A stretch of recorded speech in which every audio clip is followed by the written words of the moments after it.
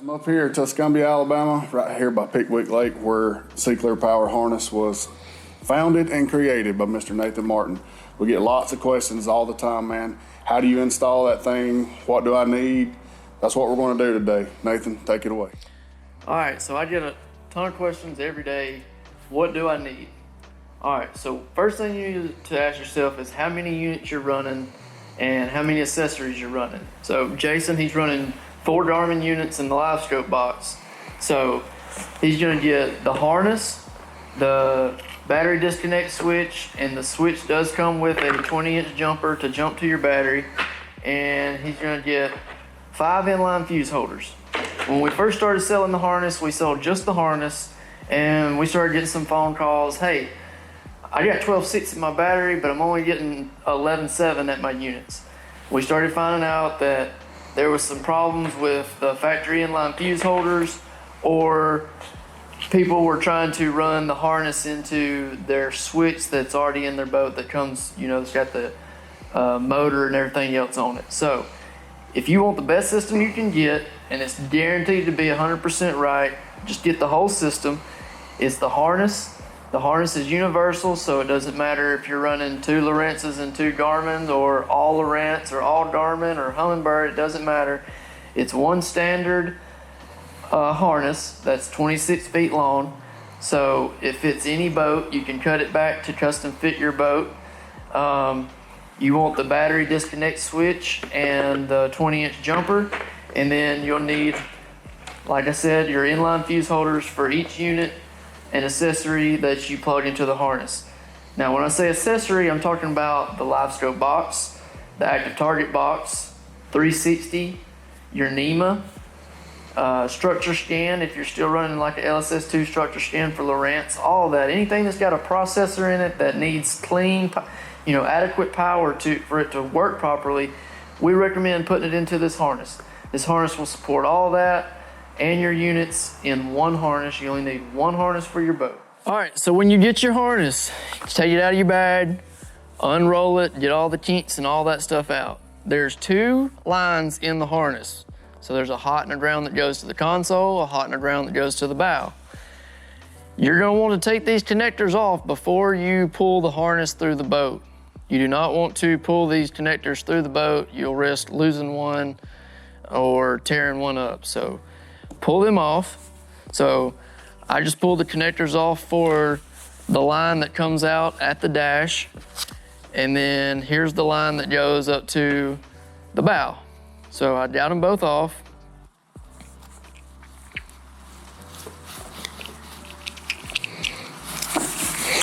Now my next step is I'm going to take the line that comes out at the console and I'm going to tape it to the long run so that when I pull this harness through the boat, it's one streamline, easy pull. That way it's not getting caught up on anything. Your connectors are off. They're not gonna fall off in the boat, get damaged, whatnot. All right, so after I've got my connectors off, I'm just gonna tape the line that comes out at the dash to the line that keeps going up to the bow to make it an easy pull through the boat.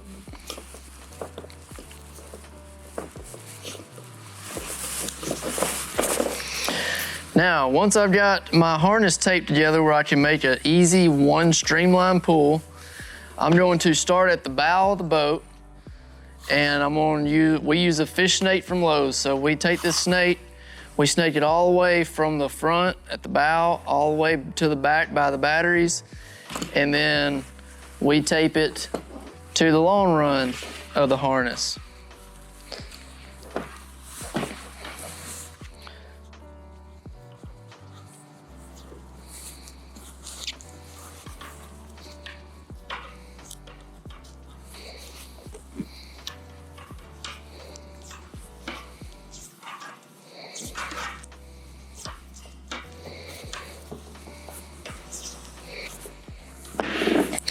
Once I got that taped, I'm going to pull the harness from the batteries all the way out to the bow. And then as I get about 1.5 feet of wire that come out of the bow, I'm gonna start looking back at the dash for the piece that comes out at the dash. So then once I see that, I just untape it, pull the line that comes out at the dash as far out as I possibly can, and then pull the rest of the excess out at the bow.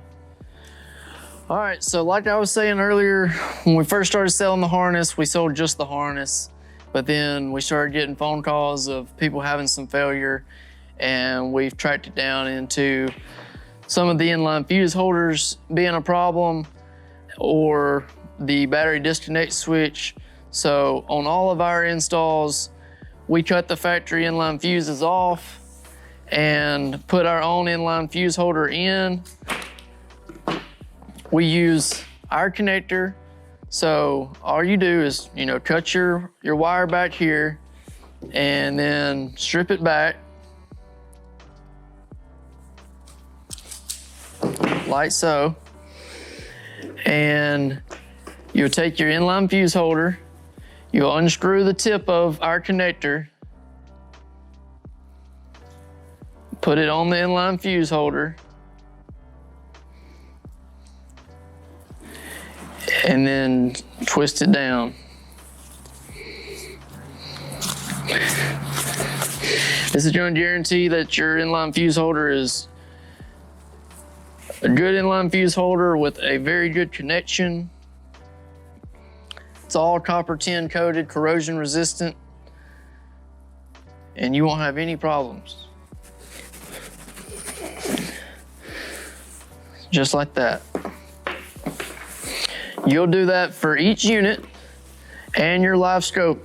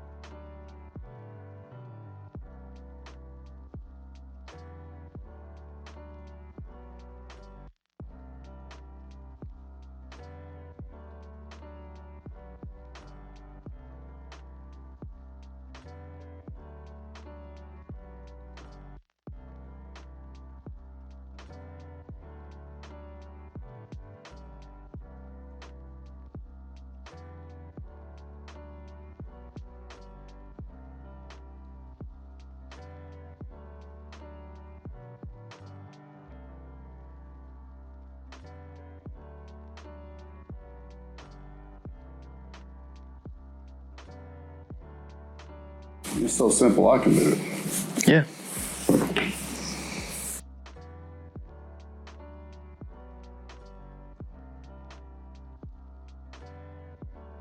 See, if you cut back this cord here, strip it back, it's copper.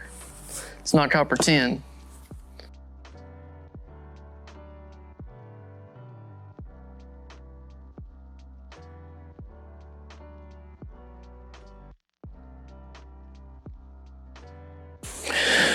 All right, so we've got all of our inline fuse holders put on the hot side of each of your power sources. Your next step is you want to cut off the end of the ground wire that they have. It's like soldered so that the wire is stranded, because our connectors have got to be stranded wire. It can't just be, you can't just put this directly into our connector and it work. You gotta cut it back and strip it back, make it stranded.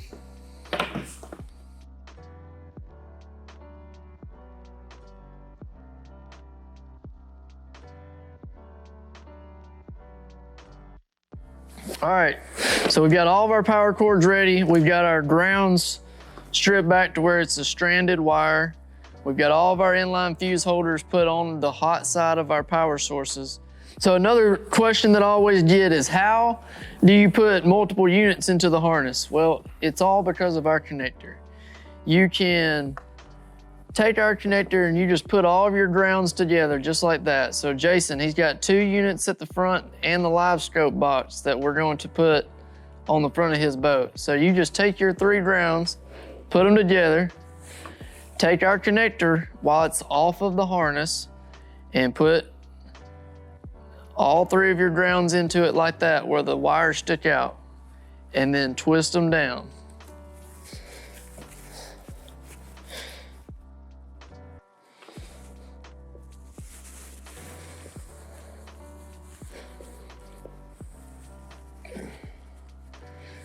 Pull on each one to make sure that they all got a good, tight connection. And then you do the same thing for the power wire. So get all your wires organized here, get all 3 of your fuses, put them together.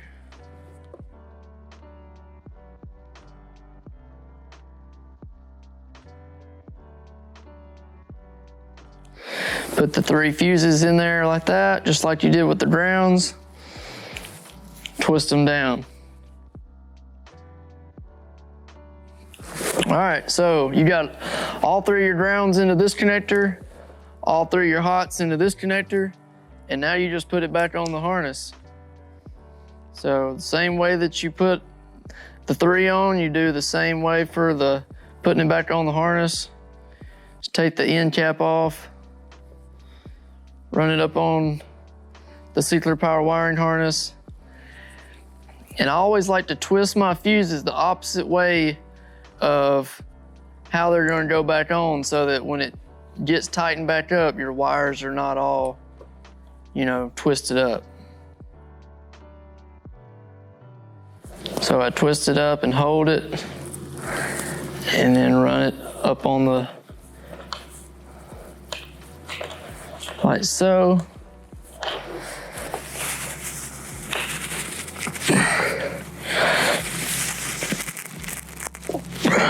Get it good and tight. Test it.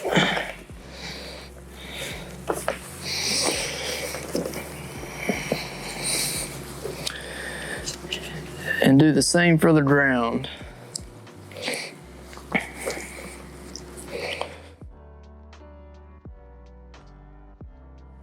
Twist them back a little bit.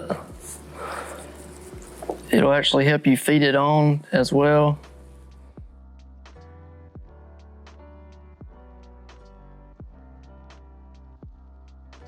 So the front, that's all it takes. It's all powered. Now all you gotta do is run, you know, your power wire into your live scope box and into both of your units. So the front side's already wired. What'd that take? 5 minutes? 10 maximum. You do the same thing at the back. You come back here, put your 2 fuses together, get your connector,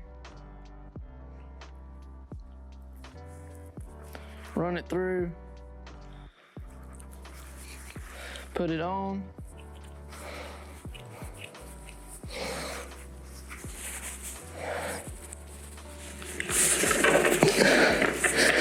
test each one,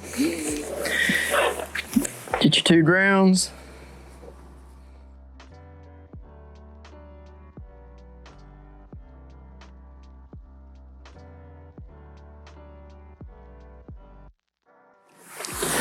boom. All your units are wired. Now, you all want to get these connectors on and then back onto the harness here before you mess with the back, so that you don't blow any fuses. So, you know, we've got our power cords connected here, so we're gonna put it back on the harness just like we did on the front. Last thing you want to do is connect that battery power. Everything needs to be connected before you connect it to the battery power, because when 2 wires bump together, you got fuse problems. Right.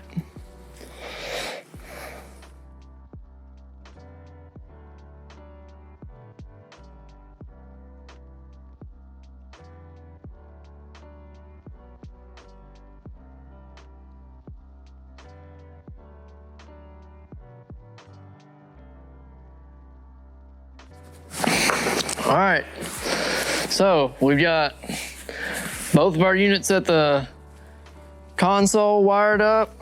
We've got both of our units in our live scope at the front of the boat, our last step is to connect the harness to the switch in the battery.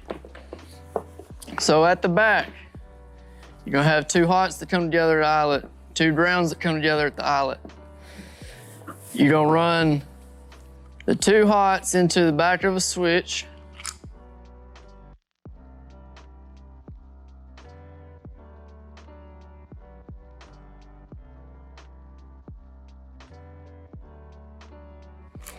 Tighten them down real good. You're gonna take your 20-inch jumper, go to the other post on the back of the switch.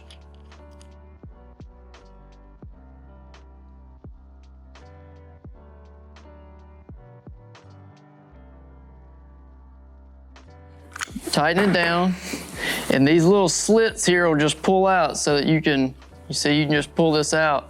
That way you can get your wires into the back of your switch. But once you've got your two hots for the harness going to the back of the switch, and then the 20-inch jumper to jump from the other post on the back of the switch, this will go to the hot on the cranking battery, and then your two grounds will just go directly to the ground terminal on the cranking battery.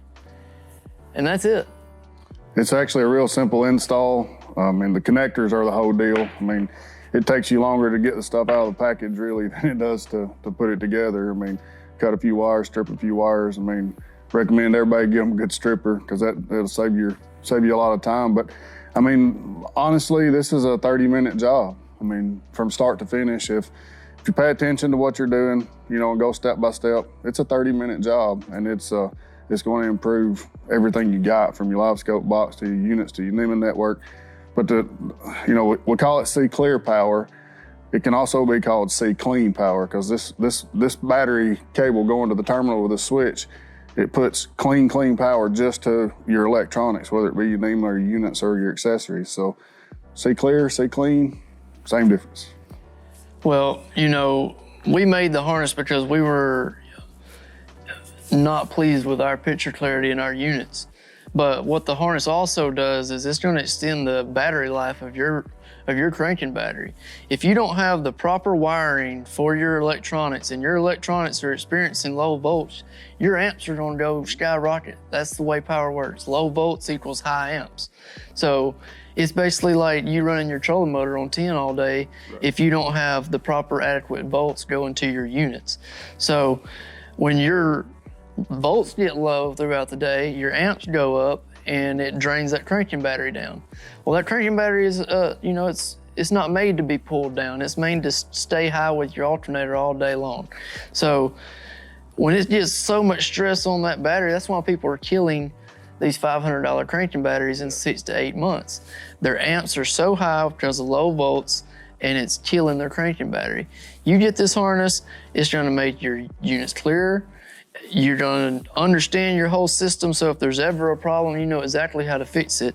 And it's going to make that cranking battery last 5-10 years like it's supposed to, versus 8 months, and you're spending another $500-600 on a new AGM battery. Well, batteries are no different than anything else. Batteries have a lifespan, and that lifespan is every how many times it charges. It's charging cycles. So the more you draw on that battery and more having to charge it, obviously the shorter the life. But the other problem a lot of guys have, you know, with units, and you get it all the time, I hear it all the time too, is, man, I crank my boat, my graphs go off. Well, this fixes that because it gives you the voltage at your units that the battery's not struggling to get it there, and that solves that problem. It solves the blinking, it solves the units turning off, it solves the cloudiness in the picture. It solves you not having to run two batteries. All you need is one Group 31 AGM or a lithium battery back there. It takes the weight out of your boat. Right. It does a lot of things for you, and it's gonna make your life a lot easier. When you get to the water, your units are gonna turn on, they're gonna be clear, right, and you're not gonna have to worry about why your $5,000, $10,000, $15,000 electronics aren't operating to their full potential. You know, everybody now is going out and spending, you know, $5,000, $10,000, $15,000 on units, and it's kind of a no-brainer to me to spend a couple extra $100 and get this harness and the equipment that you need to make it perform the way that it wants to. I mean, units are kind of like vehicles or anything else. If you don't put the right stuff in them, they're not going to perform right. So if you put gas in your diesel engine or diesel in your gas engine, they're not going to do right. So it's no different with the units. If you get the right amount of power to them, then they're going to do what they're designed to do. So 10 grand for units, it's a no-brainer to spend a couple $100 to make them work right. So you guys have seen the video today. Nathan showed you how to do it, how to put it together. This is so simple, I can do it. 𝗬𝗲𝗲𝗿 We'll fix your electronics problems. Check them out, 𝗬𝗲𝗲𝗿 Call Nathan, whatever you need. Hit me up on Instagram, Facebook. If I can't answer it, I can get one of those guys over here to do it for you. Check them out. You won't be disappointed.